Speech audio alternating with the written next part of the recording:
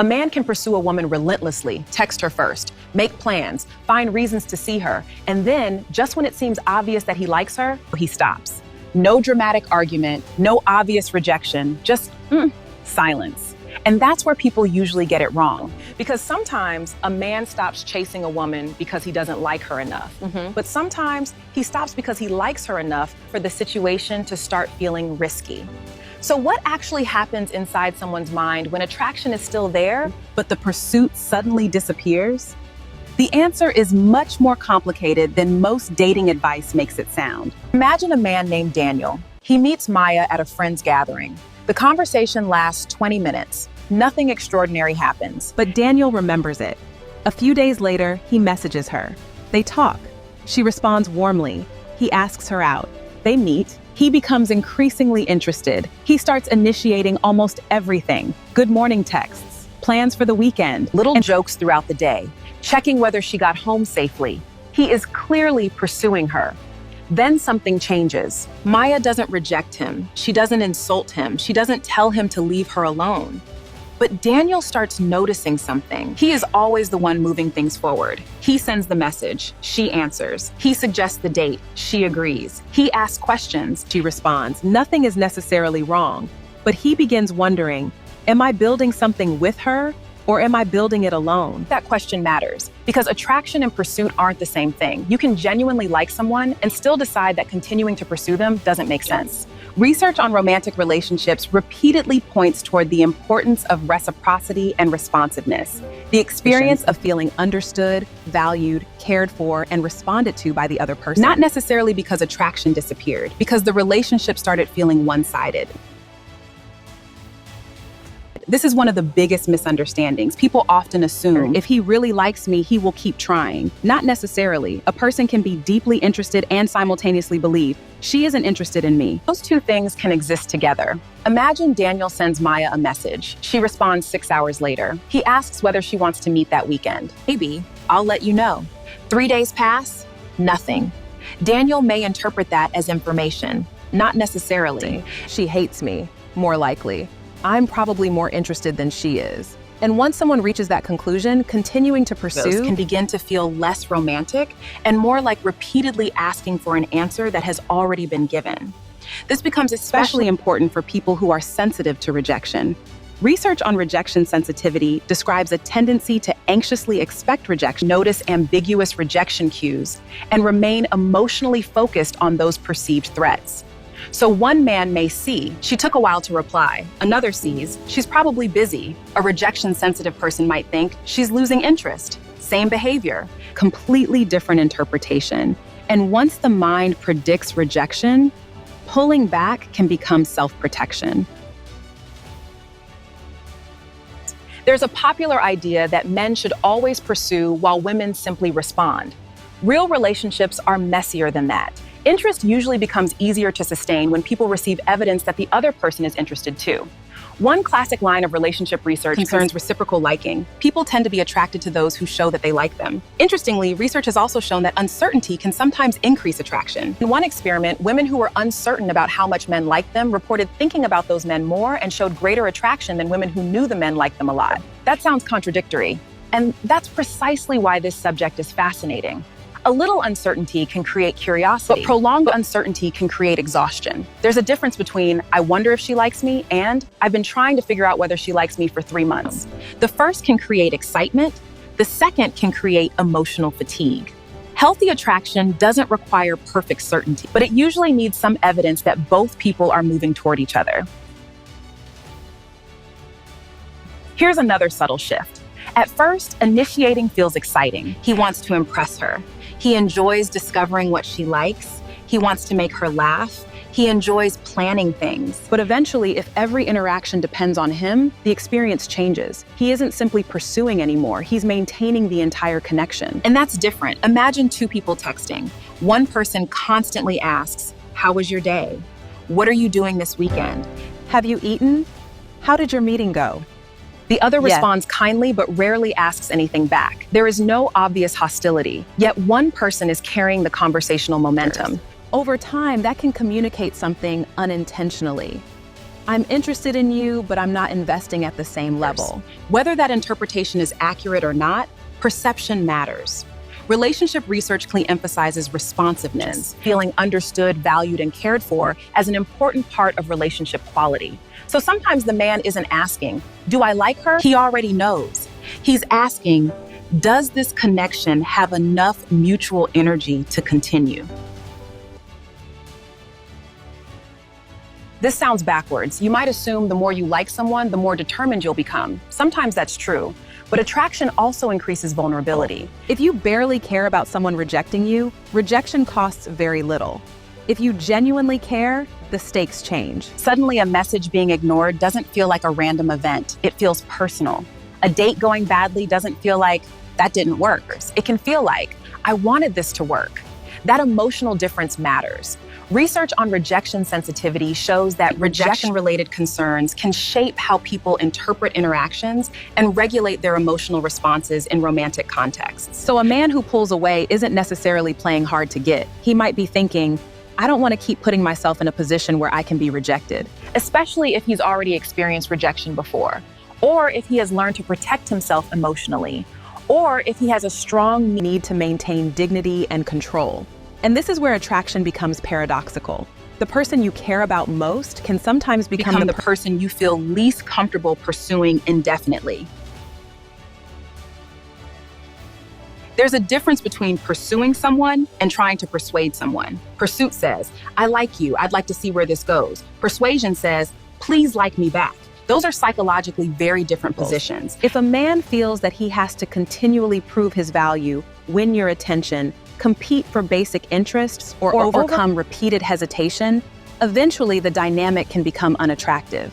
Not because he suddenly became arrogant, because mutual attraction is supposed to involve choice from both sides. Self-determination theory, which has been applied to romantic relationships, emphasizes autonomy, the experience of acting willingly rather than feeling controlled or pressured, as an important component of healthy relationship functioning. A relationship becomes psychologically uncomfortable when either person feels, I have to make this happen. Healthy connection leaves room for, we are choosing this together. That distinction can completely change how pursuit feels. Now we get into something even more uncomfortable. Sometimes attraction begins before people actually know each other. You meet someone, you notice their appearance, their confidence, their voice, their intelligence, their energy. Then your mind starts filling in the blanks. You imagine what they're like. You create a story.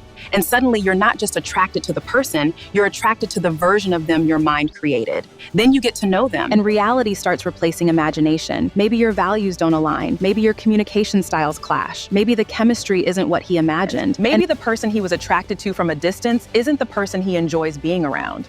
That's not necessarily anyone's fault. It's simply what happens when fantasy meets information. Research on real-life romantic attraction has repeatedly shown that what people say they want in an abstract ideal partner doesn't always predict who they actually become attracted to after interacting with real people. Eastwick and Finkel's work is particularly relevant here. So a man can genuinely have liked you and still decide, this isn't the connection I thought it would be. That's not necessarily rejection of your worth. It's information about compatibility. This one needs careful explanation. Not every withdrawal is a manipulation. Sometimes someone simply stops initiating because they want to observe what happens naturally. Imagine he has initiated the last 5 conversations. He decides not to send the 6th message. Not to create a game, not to punish her. He simply wants to know, if I stop pushing this forward, does it continue? And what happens next gives him information. Does she reach out? Does she suggest meeting? Does she ask how he's doing? Does she notice his absence? Or does nothing change? That behavior can reveal something about mutual investment. But there's an important distinction. Testing someone deliberately is different from creating space. If someone intentionally disappears to manipulate anxiety and force the other person to chase them, that's a different dynamic. Healthy relationships aren't built through psychological traps. They're built through mutual participation. Here's a reason people often overlook. Adults have competing priorities: work, family, health, friends, financial responsibilities, personal goals. Sometimes attraction is real, but timing is terrible. A man can meet someone he genuinely likes while simultaneously realizing, I don't have the capacity to build this properly right now. And instead of maintaining an emotionally intense connection he can't support, he pulls back. This is especially relevant because attraction doesn't automatically create commitment. Commitment involves more than desire. Relationship theories such as the investment model distinguish between satisfaction, investments, and perceived alternatives when explaining commitment. In simple terms, wanting someone is not the same as being ready to build with them. That's an important distinction. Someone can think, she's amazing, and still decide, I can't give her what she deserves. Those statements are now contradictory. Early attraction can make people focus on similarities. Later interactions reveal differences. Maybe he notices that conflict is handled very differently. Maybe one person wants constant communication while the other needs substantial space. Maybe one wants marriage soon while the other isn't thinking about it. Maybe financial values clash. Maybe emotional expectations are completely different. And none of these necessarily mean either person is bad. But attraction doesn't erase incompatibility. In fact, research on romantic relationships suggests that the relationship itself, how partners perceive and respond to each other, matters enormously for satisfaction. Beyond simply possessing desirable individual traits. That's why someone can be extremely attractive to you and still not be the right partner for you. Chemistry answers, do I feel something? Compatibility asks, can we actually build something? Those questions aren't the same. We shouldn't make this video so psychologically complicated that we forget the obvious answer. Sometimes he liked you, and then his feelings changed. That's it. People discover things about each other. Initial attraction can fade. A connection can feel different after several dates. Someone's priorities can change. Someone else may become a better match. And no psychological theory can turn every withdrawal into a secret sign of hidden love. This is important because online dating advice often tells women, if he pulls away, it means he likes you too much. That's dangerous advice. Sometimes withdrawal means exactly what it looks like. He doesn't want to continue. And respecting that is healthier than decoding every silence. This may be the most important part of the entire video. When someone disappears, human beings naturally search for explanations, especially when there was no clear ending. You start replaying conversations. You remember his last message. You examine your behavior. You wonder, did I say something wrong? Did I become too available? Did he meet someone else? Did he lose attraction? Is he testing me?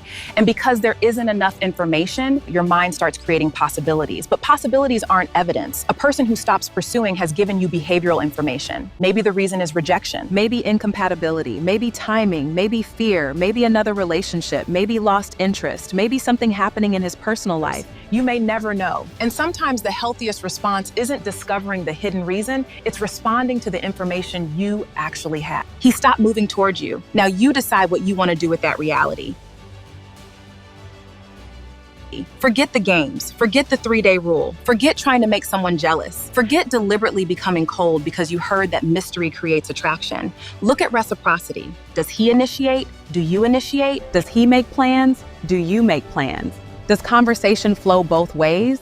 Does he show curiosity about your life? Do you show curiosity about his? Does he make you feel understood? Do you make him feel understood? Because attraction becomes much easier to interpret when you stop studying isolated moments and start looking at patterns.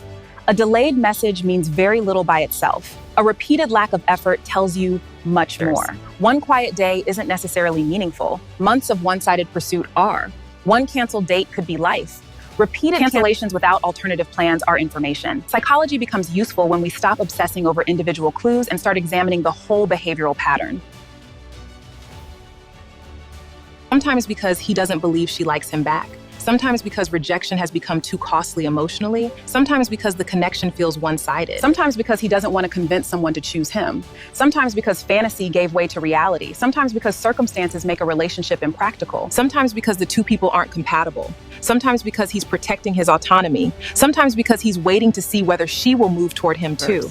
And sometimes he simply stopped wanting the relationship. The difficult part is that the behavior can look identical from the outside. That's why there is no single secret sentence that explains every man who walks away. Maybe the biggest mistake we make with romantic pursuit is Believing that intensity automatically means compatibility. A man can pursue you intensely and still not be capable of building something healthy. A man can stop pursuing you and still genuinely like you. A woman can be deeply attracted to someone and still decide not to continue. Because attraction answers one question: do I want this person? A relationship asks much harder questions. Can we communicate? Can we trust each other? Can we reciprocate effort? Can we respect each other's autonomy? Can we handle uncertainty? Can we make each other feel understood? Can our lives actually fit together? That's why the disappearance of pursuit shouldn't automatically be interpreted as either love or rejection. It's a piece of information. And the most emotionally intelligent thing you can do is resist the temptation to turn incomplete information into a fantasy. If he genuinely likes you but keeps stepping back, you don't need to chase harder to prove your value.